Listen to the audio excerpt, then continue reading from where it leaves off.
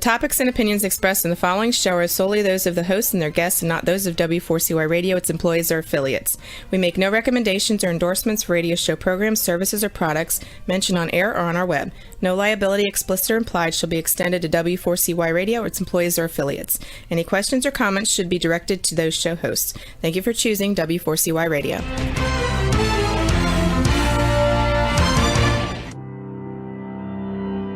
Welcome to Leadership for Life with Gina Gardner on W4CY Radio and Talk4 TV. Join your host, who is a multiple #1 international best-selling author, motivational speaker, empowerment and transformational leadership coach and trainer. She's the founder of Genuinely Hyphen You and has 30 years experience of helping people step into their genuine, authentic power. And now, here is Gina Gardner, your host of Leadership for Life.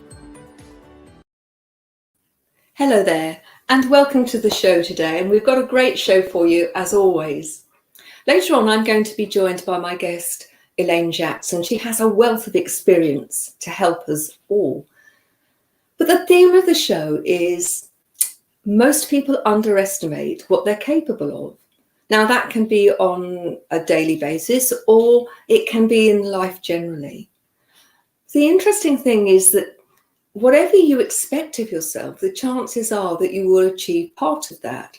When I was at junior school, I think that would be elementary in America, we had a slogan, if you like, an affirmation, reach for the stars. And we were constantly told, if you reach for the stars, at least you'll reach the moon. If you reach for the moon, then you might just get to the stratosphere. Reach for the stratosphere and you might get to the top of the mountain. Reach for the top of the mountain and the chances are that you get to the foothills. You get the impression, you get the idea. Each of us is capable of just so much more than we ever imagined. The show is called Leadership for Life. And if you're going to be the leader within your own life and you're going to take control of your life, that gives you the opportunity to have the very best quality of life that's possible. And if you're a leader of other people, even more so, it's important that you lead yourself first, that you become the very best version of yourself that you can be. But that requires you to have a sense that you can be more than you are now. I often talk about being your best self, and that's not about being in competition with other people. It's about being the best version of you. And one of the things that I'm really conscious of is that my best version of me today is very different to the best version of me even a couple of months ago, even a couple of weeks ago, because I'm constantly learning. I'm constantly recognizing patterns in myself and working on that. And that's because I've got a commitment to do the inner work on me. I think so many people see themselves as dependent upon other people for what emotional state they're going to be, for their success. And the problem with that is when you rely on other people to do it for you, is that you are dependent on what they're prepared to give you. Stepping into your potential can at times be uncomfortable. It's certainly unfamiliar. And many people interpret that feeling of unfamiliarity as being something that's scary, and so they step back and they stay within their comfort zone, even when their comfort zone is uncomfortable. Stepping into your potential means being open to possibilities. You know, one of the things I often say to clients is, this is time to be curious. You don't have to know all of the answers, and the chances are we're never going to know all the answers.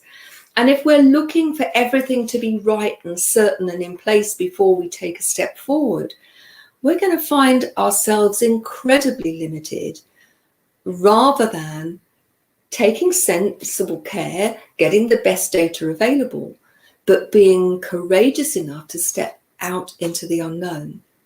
Because it's in that place outside our comfort zones that we actually continue to learn, develop and grow.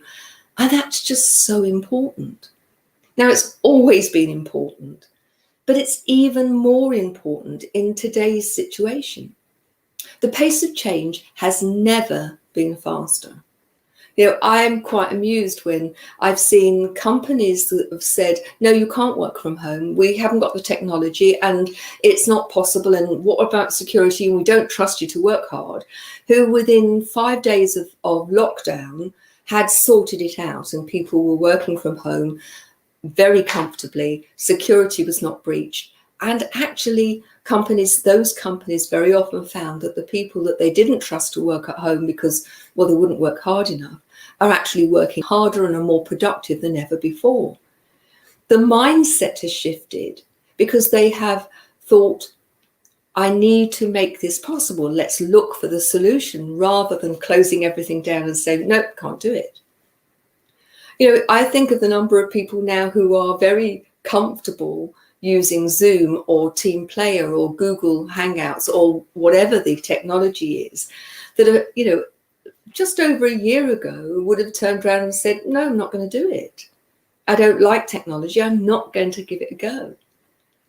Now, that's one range of examples all around technology, but put that into the context of life in general and recognize that you are so much more capable than you ever thought possible. When you look back, when you look at those things that you've done in your life, when you first started them, they felt difficult.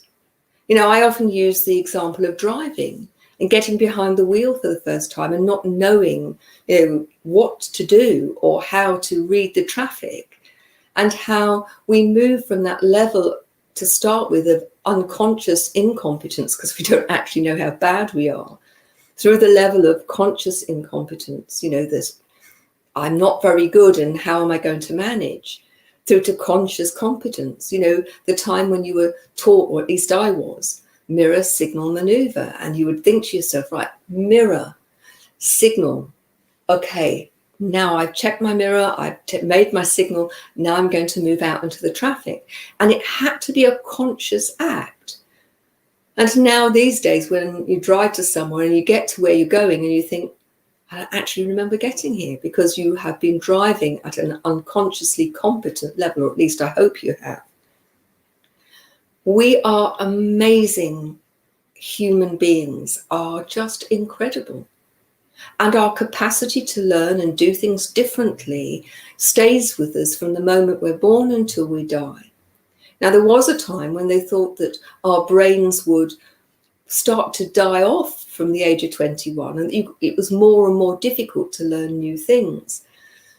The reality is that neuroplasticity of our brain continues throughout our life. However, if you don't use it, you lose it. So if you want your brains to have neuroplasticity and you to be able to learn new things, you've got to learn new things. And the more you learn new things, the more able you are to learn more things. Now, I think a big part of that is the neuroplasticity. But I also think a significant part of that is our belief about ourselves and our capacity to learn. Go back to Zoom. I can remember having conversations with some of my elderly neighbours who, when we were talking about technology, they got a computer and they could just about manage emails. But anything else, no, I don't want to do that. I'm too old. But when lockdown came and they had to isolate, it was the only way they could keep in touch with their families. And so they learned it. You know the old saying, necessity is the mother of invention. And what I would say to you as we go into the second part of this program, and I invite Elaine Jacques to join me after the break, we're going to be able to tap into her incredible experience and expertise and share her take on how you can be the best, how you can fulfill your potential as the leader of your own life and as the leader of others. So don't go away. Elaine's going to join us after the break.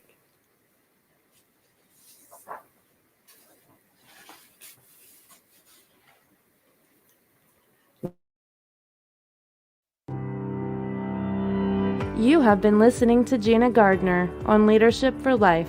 We'll be back after this quick break.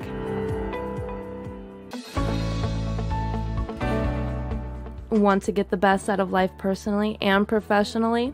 Are you ready to step into a life which excites and fulfills you? Well, the right place for you is Leadership for Life with Gina Gardner on W4CY Radio and Talk4 TV. We will share with you stories from inspiring people, a wide range of guest experts, and lots of practical strategies to help you get the very best out of your personal and professional life. Leadership for Life is a radio and TV show focused on helping you live a happier, more successful, and fulfilling life. Join international best-selling author, motivational speaker, empowerment and transformational leadership coach and trainer, Gina Gardner, live every Thursday, 1 p.m. Eastern Time on W4CY Radio and Talk4 TV. Become the leader of your own life.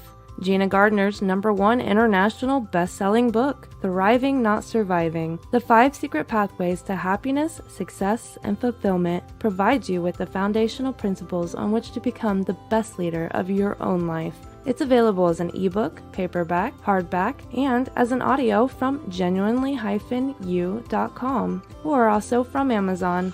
Every one of the principles have been proven to work for the countless people who have used them, including the author. Now, let's put them to work for you. If you're ready to discover your true leadership life design, accelerate your journey with an invitation to join Gina for Leadership for Life VIP Day. Choose your journey of self-discovery where Gina will help you navigate your way to happiness, success, and fulfillment. To find out more, email Gina at genuinely-u.com. Welcome back to Leadership for Life. Here is your host, Gina Gardner. Hello there. In a moment, I'm going to introduce you to Elaine Jacques, but before I do, I want to read her bio. Elaine Jacques is a leadership presence and leadership development coach who supports mid-career and senior level leaders to BEMA, become even more amazing, through dividing up their really big goals into plus 1% action steps that can be implemented starting today. Now, when I asked her about her expertise, the list is really very impressive. Leadership presence, body language, conversational intelligence, accent modification, voice, medical speech pathology, and neuroscience. And so without more ado, I'd like to welcome Elaine Jacques. Thank you so much, Gina. It is my honor and pleasure to be here with you today. Oh, that's fabulous. Thank you.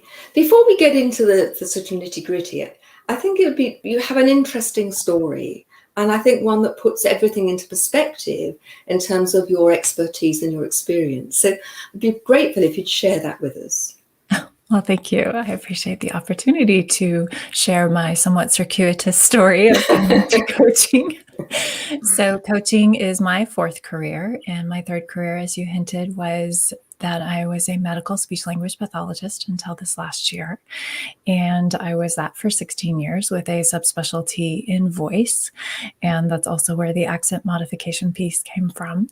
And before that, I did what I call sort of my handbasket career, where I did a lot of different things in human resources and marketing and a whole bunch of different things. And then before that, I was actually English as a foreign language teacher in Taiwan.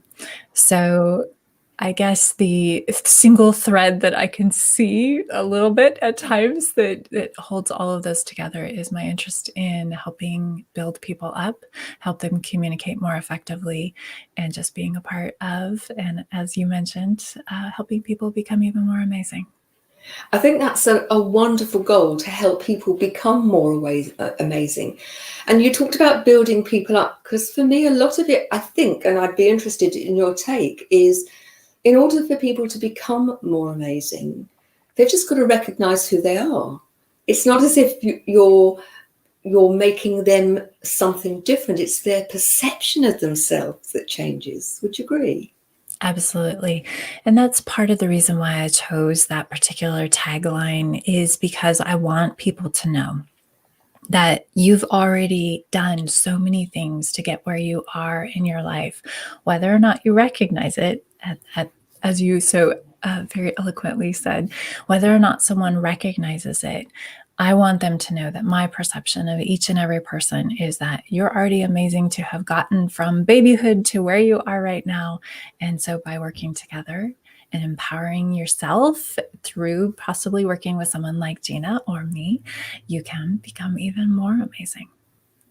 I think that is so true. And how often do you find that it requires somebody from to actually believe in that person more than they do themselves initially before things move? Oh, absolutely. I think for all of us, we can think back to a teacher or maybe a mentor, someone, a family friend who took the time to show interest in us, and it made a really big difference in our lives. I think pretty much everyone can and have a name pop up in their head of someone that fits that category for them. And just being able to see, okay, I am struggling. I loved what you said earlier that, we all start out somewhere and it's difficult at first, like the driving example that you gave. And as we grow and as we become more amazing or excellent at it, then we can start to believe even more in ourselves. But having that perspective and having someone else be able to see our potential, I think makes such a huge difference in us being able to see it as well. People often say, why work with a coach or mentor? And I think for me, that's perhaps the most important starting point, that, I can see the potential in you. And now it's time for you to see the potential in yourself. Don't be dependent upon me. This is not about creating a model where you can only feel good if I tell you you're good. But this is starting that journey of self-discovery, which recognizes you're not broken. Mm-hmm. Own your amazing talents. Own Exactly. who you are. Talk to me about the 1%, because that's really interesting. I like to, that's the other part of my tagline is you plus 1%. And today is a big part for me. A lot of us have difficulty thinking, okay, I want to do this great big thing. I use the example fairly often of, okay, you're going to climb to the top of a really big mountain. We'll use Mount Kilimanjaro for our example today. And to think about, okay, maybe I'm kind of a couch potato and I'm not really active. How do I get from there to that very, epic picture of me holding the flag at the top of Mount Kilimanjaro? Yeah. And it's breaking down those steps into what I call plus 1% steps so that it seems achievable and doable. And as you take each one of those steps, they build upon each other to help build up that confidence that you can do that really big, amazing thing. And so that's why I like the idea of plus 1%. I will give the example of some voice patients who would say, oh, I can't get active and I don't know how to do this. And it just seems so overwhelming. And I would say, let's take it as simple as when you go to the grocery store next, park 2 more places away. And I said, well, those 10 extra steps make a big difference today. I said, but if you do that consistently over a year, how many extra steps is that?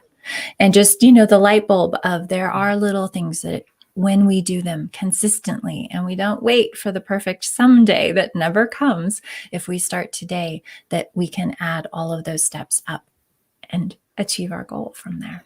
I know that that's so true. And from personal experience, I've learned to walk twice as an adult. And I can remember working with a therapist, and it was quite early on. It was the second time that I'd had to learn to walk. After 18 months, I'd walked a little bit and then I'd had another problem and was wheelchair bound again. And they said to me, you're looking for progress on a minute by minute, day by day basis. And you're going to be disappointed because this is not going to be a quick fix. Start to look for progress over a month, over 3 months, 6 months, a year. And it was such profoundly powerful advice, because instead of focusing on what I couldn't do, I started to celebrate what I could do. And I think for me, that shift is just so important. Talk to me about how your work with voice and with people with voice, in terms of voice, translates into leadership. Oh, that's an interesting question. I am going to say I don't think I've been asked that before. I have worked with what I will say voice therapy patients in the medical setting. That's how we would refer to them, who have been leaders themselves, administrators, professors, and because of voice difficulties, were having struggles doing their jobs, and it was beginning to impact their confidence in themselves. And so, by helping them regain that sense of themselves and their voice, because if you think about over the phone, your voice is pretty much the only thing that's representing you at that point. And if you get on and all people can think about is something that's perhaps aberrant in your voice, maybe some hoarseness because of a variety of reasons, that can impact how much they hear of what you say rather than just how you're saying it. Yeah. So looking at it at the flip side, on the leadership presence side of it, your voice can carry meaning with it very, very easily and can change how someone perceives something. You know, having a boss, I'll give a silly example, having a boss when you first walk in the door go, "Oh, how are you today?" carries that meaning of you're late again and I'm disappointed in you, versus someone saying, "Oh, how are you today?" Sounds very welcoming, sounds like I might actually be interested in your response. So helping someone use their voice so that it carries the meaning that they want and doesn't hold them back by I don't want to give an example because I call them all vocal abuse behaviors when we do things that are harmful to our voice, but the really husky voice, or a variety of things that people might be doing that are harmful to their voices, helping find a healthy way to do that. And then Yes. also thinking about the nuances that go with that. I think that's really important. I'd like to take this a step further, if I may, because one of the things to me in terms of particularly, leading your own life or leading other people is finding your authentic voice and having the confidence to say no, for example, rather than saying yes just because somebody wants you to do it and you don't want to feel guilty or you don't want to let them down, or being able to speak your truth when other people don't agree with you. How much do you think how important is it, and how do you help people find their authentic voice? That is such a beautiful question. So thank you for that. I think being able to demonstrate authenticity for what your own purpose is, for what your own why is, for why you show up in the day, and for the things that you're doing is so important, because when we show up as authentic, we help others to feel empowered themselves, especially when it comes to things like self-talk. If someone sees their leader go, "Oh, I made this mistake," and they beat themselves up physically as well as emotionally, mentally, then that gives off the feeling to other people that when you make a mistake, you need to feel shame. You need to feel upset. You need to not do that ever again. Whereas doing things that create the environment where we might make what I like to call learning opportunity, Absolutely. it is a way to show that we're growing and we're progressing and we're trying things that are outside of our comfort zone or our current level of rock solid competence. And so I think as a leader, finding your authenticity is a really beautiful way to demonstrate to other people that it's okay for them to do that as well. I agree with you. And I think it's so, I titled the show is, are you fulfilling your potential? I don't think you can fulfill your potential unless you're being authentic to yourself and to others. Because if you're always trying to present yourself in a way that you think will please other people, you're not being you. No. So, having that opportunity to have someone support you in finding the confidence and the courage to do that, I think that's really important. Absolutely. You talk in terms of your levels of expertise about conversational intelligence. Now that's quite a new phrase for me. I've heard of emotional intelligence and intellectual intelligence, spiritual intelligence. But tell me about conversational intelligence. It's fascinating. Well, thank you. Yes, it comes from the work of the late Dr. Judith Glaser, and I was honored to be selected to participate in the certification program that she had put together before she passed. And conversational intelligence for her, and now for me, is helping people go from what you call the win-lose transactional. I need to win and you need to lose in order for me to feel good about this. Taking it to the transformational conversational step where we work together to co-create a solution where it's win-win for both of us. Because how much better is that than I have to win and you have to lose in order for this to be okay for me? Whereas we say when we both win, that's even better. Incredibly powerful, isn't it? And yet you've so many examples around the world at every strata of society where I've got to be seen to be right. I've got to make you wrong. Mm-hmm. And I think everybody loses out then. Yeah. So somebody who perhaps historically or hysterically, not quite sure which, has felt the need to always have the last word, to be seen to be right, who struggles with even contemplating a win-win, can you give us some advice in terms of the approach that you might use?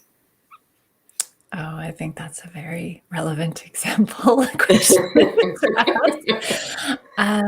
I like to encourage people to do very small steps, of course, the plus 1% of ways of increasing their emotional intelligence, because I think that is a really important piece. And one of the ways is, okay, how about you try truly listening to the other person and see if there's just one thing you can learn from them. To try that, just open up your perspective just a little bit, that perhaps there's a chance that maybe someone else might have something to say that you don't already know.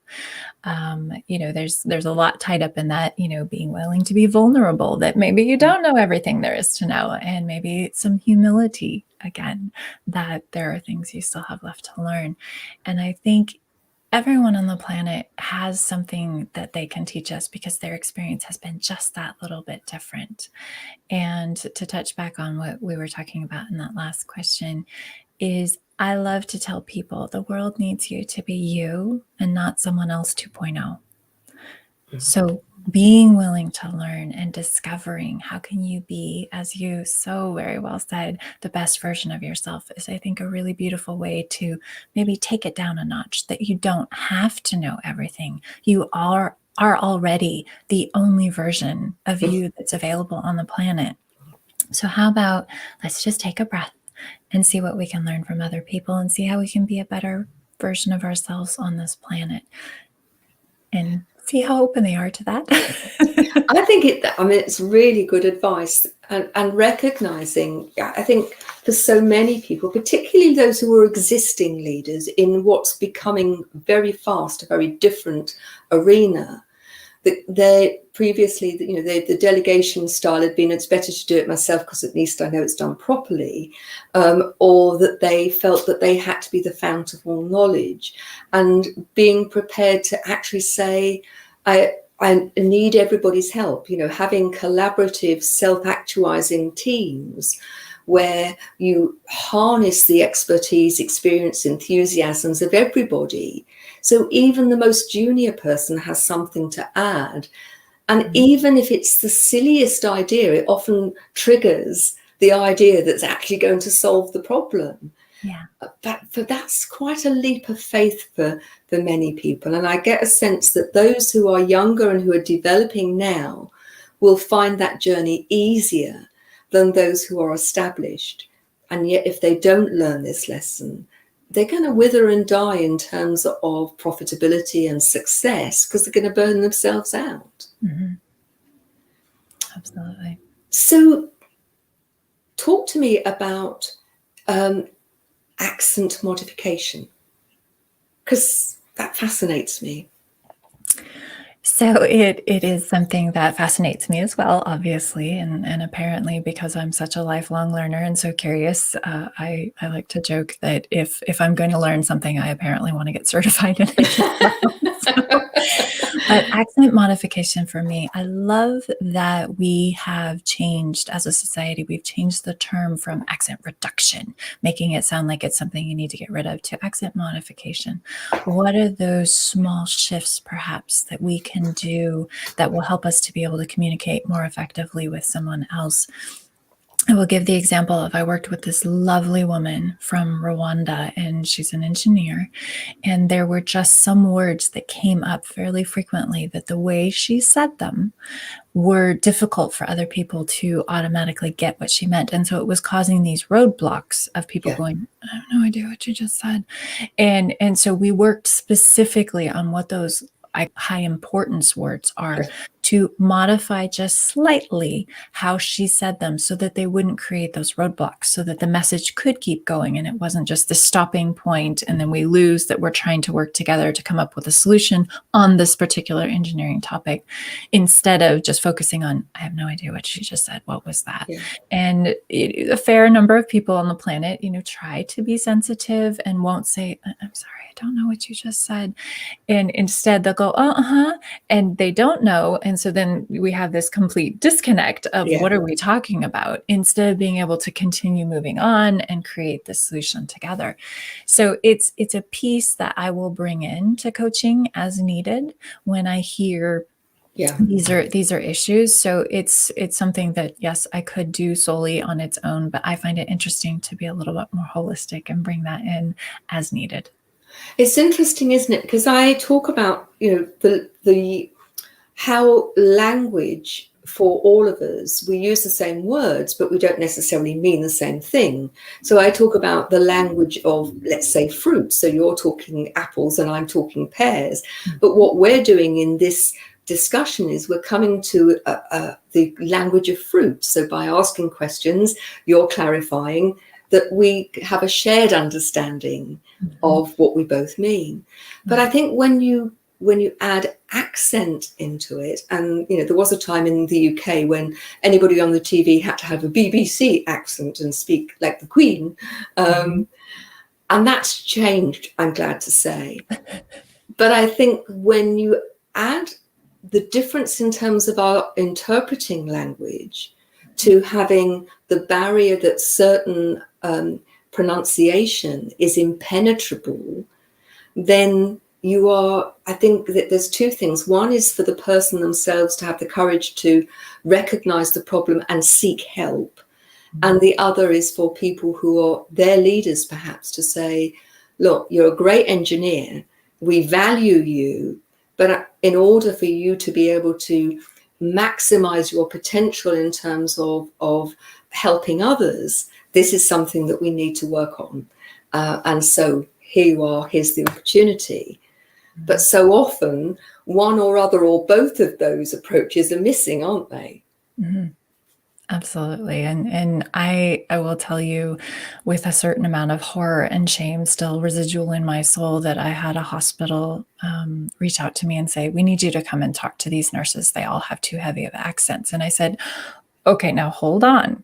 I said, number one, let's start with the fact that anyone who sounds different than you, for them, you have the accent. So everyone on the planet has an accent. They do indeed. And so stop right there and don't treat them like they are the problem. That I'm happy to come and do a presentation and work with people on specific wordings and those kinds of things. I said, but I am not happy to come and say, you are the problem and we need to fix you. I said, there are ways that we can learn to communicate better together, but not the you against them category. And, things like nurses working with hard of hearing patients when they would turn.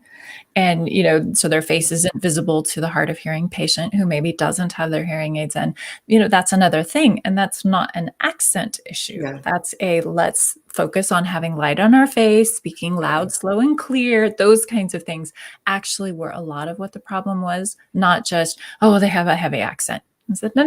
Let's get to the root of the problem, that this is a communication thing that we can all work together to be better at. Because I will tell you that if I turn and my hair crosses my face, it's going to make it a lot harder for a patient to understand or hear my messages as well. So it's something I need to be aware of as well, despite the fact that maybe my accent is the same as theirs. Yeah, I'm so pleased that actually we've got to this place, because it's so common, isn't it, that we see other people, and not just around accents, I mean, in terms of life, other people are the problem. They're not the same as us, therefore they are the problem, rather than let's find a way of finding the similarities and how can we work together to actually make communication more effective and more meaningful for both parties. Yes. I'd love to know, did they actually take on board what you said, or were they too intransigent, and did they like to see other people as the problem? Being a bit naughty. That was a bit of a residual issue, but I said this is the only way that I will come and do this presentation, is if you understand this is the way I am going to proceed forward. So Your authentic voice, yes, shouting loud and clear. Yes. Well done. Yes. So I think they were pleased with the results. There probably are people, unfortunately, who still feel like, oh, well, she fixed their accents. That's not what I did, but you know, it's okay. You know, the problem was resolved. Patient satisfaction scores went up. So, okay. But I was very insistent that no, at least you're going to have heard the words float past your head, that no, the accent isn't the sole issue. I think that's fabulous. And I think that's a really good place for me to say to you, where can people find you? So I like to say that I am a LinkedIn only lady. So if someone wants to find me, please do come. There's the link right there. Thank you. And I like to say, look for the red hair and the big smile, and you know you found me.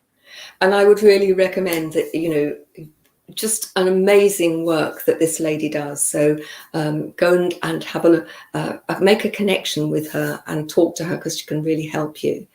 Now, before you go, one of the things that we're very proud members of B1G1, Buy One, Give One.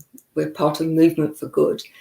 And on our guest's behalf, we always offer them 3 different projects from B1G1, and they choose which one that they would like to choose. So you have chosen, do you want to tell them, or shall I? Oh, I love the way that you say things, so please go ahead. So you have chosen Zimbabwe, and it's about education. And education, both of us, that's very dear to our heart. Zimbabwe is faced with widespread poverty and lack of opportunities, especially for the young. Education can be a solution that helps break the poverty cycle and opens new opportunities. The Varna Trust supports the future of Zimbabwe's children by paying their tuition fees for primary school. Providing education promotes the total development of the children, socially and physically, as well as guiding children to embrace correct social norms, values, attitudes, and beliefs as citizens. So we will be paying for primary school children to have their tuition fees paid. Thank you very much. If you're interested in B1G1, please go and have a look. In the show notes, there is the code. It's a very interesting organization, because any organization that joins through me becomes part of my impacts. It's a bit, they talk about it like being a bee who's actually collecting the pollen, and in doing so fertilizing the plant. And so by introducing B1G1 to people, we are fertilizing the plant of helping others. An amazing organization. They have a sister non-profit that actually raises the money for all of the organization. So every penny goes to help one of the projects. So thank you very much. And thank you so much for joining me today. It's been a great conversation, and you have so much to offer people. But thanks, Elaine. Really appreciate it. Don't go away. We haven't finished yet. Come back after the break. Thanks, Elaine. Thank you, Gina.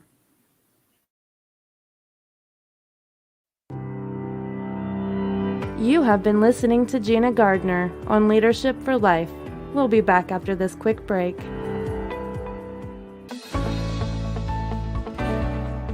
Want to get the best out of life personally and professionally?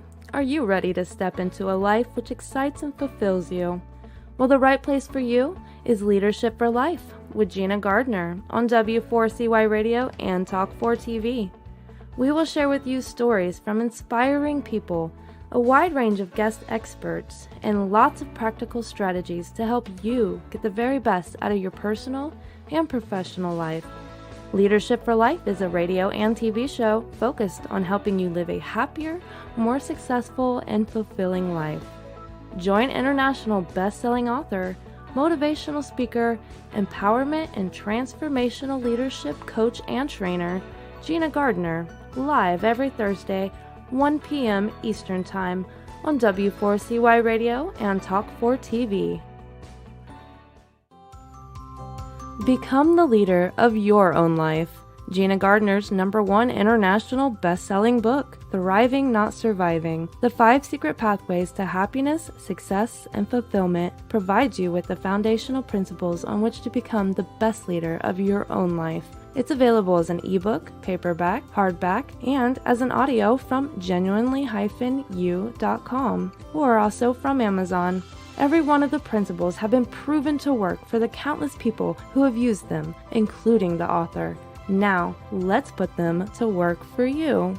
If you're ready to discover your true leadership life design, accelerate your journey with an invitation to join Gina for Leadership for Life VIP Day. Choose your journey of self-discovery where Gina will help you navigate your way to happiness, success, and fulfillment. To find out more, email gina@genuinely-u.com. Welcome back to Leadership for Life. Here is your host, Gina Gardner. Hello and welcome back.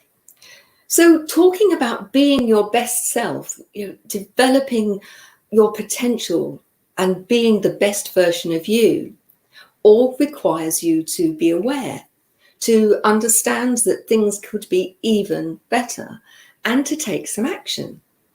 So I wonder how many of you get stuck in the procrastination game or in the quicksand of trying.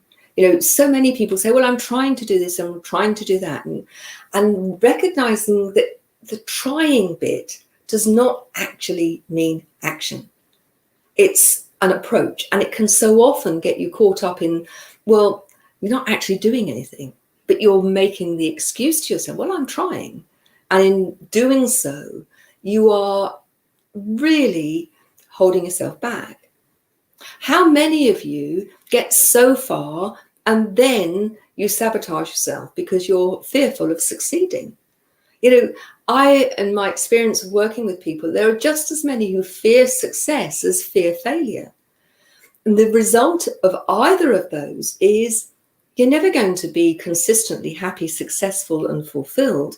And if you're talking about that in the business sense, you're never going to have the best level of success sustained in a way that gives you great productivity and great profitability, but at the same time maintains the well-being of you and your staff, because you're going to get in the way.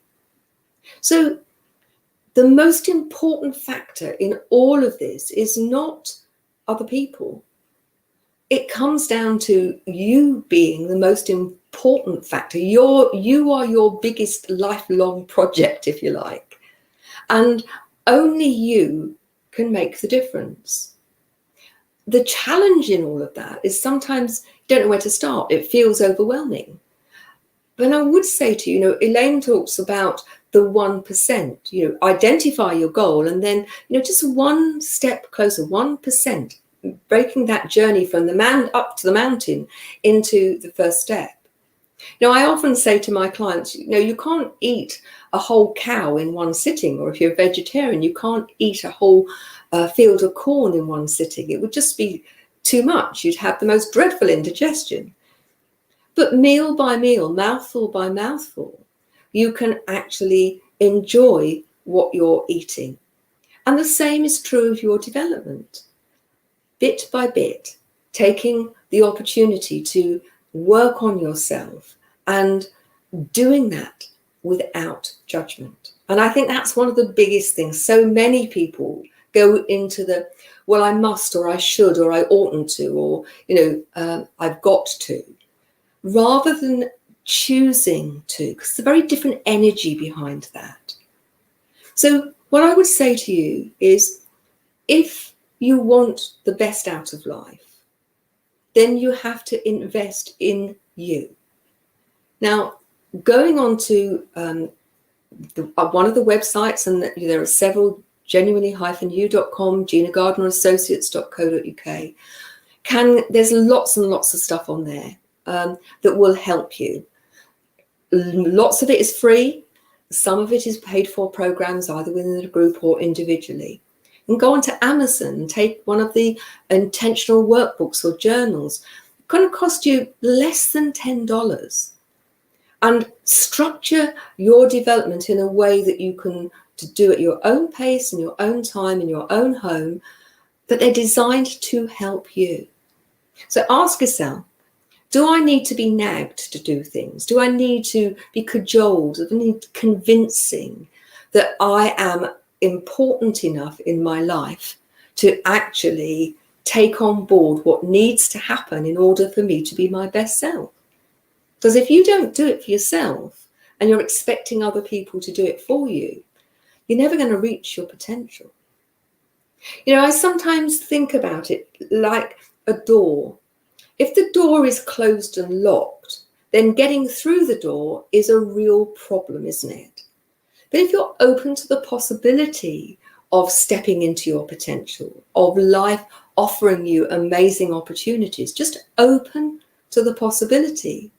It's like leaning on an open door. And when you lean on a door that's ajar, then the door opens very easily.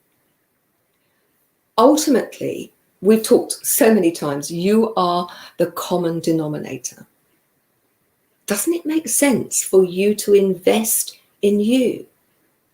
And by investing in you, to recognize those patterns of behavior and belief that are holding you back and be prepared to do something about it. If you always do what you've always done, if you always do what you've always done, you'll always get what you've always got. So if you are incredibly happy and satisfied and fulfilled in your life, and you believe that you have reached your full potential and you're enjoying the most amazing quality of life, congratulations, brilliant.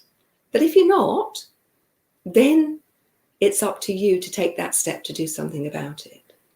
So this program is designed to nudge you, to give you an insight of what's possible. And that's why I invite guests who are going to help you in your personal life, in your professional life, as a leader, because they're all here. I'm here to help you think about you and recognize that you have the most amazing potential. You are not broken. You don't need fixing, but you do need to believe in yourself and actually give yourself the very best opportunity to fulfill your potential and open the door to endless possibilities. Because that's entirely possible. So what I'm suggesting to you is that you take action to become the leader of your own life. Awareness is the first step. Comprehension and understanding, that's what this is all about. But in and of itself, those can do nothing. You have to start taking action. And I've structured it in such a way that it'll be really easy for you to take action. So go and look at Amazon at the books. Go and look at the websites, genuinely-u.com, or go onto YouTube and sign up for the TV series that is there. You can sign up for it on the website, and that's 14 programs, each looking at a theme, cost you nothing apart from a bit of time, each of them giving you strategies to help you be the leader of your own life. Have a great week. We'll see you next time.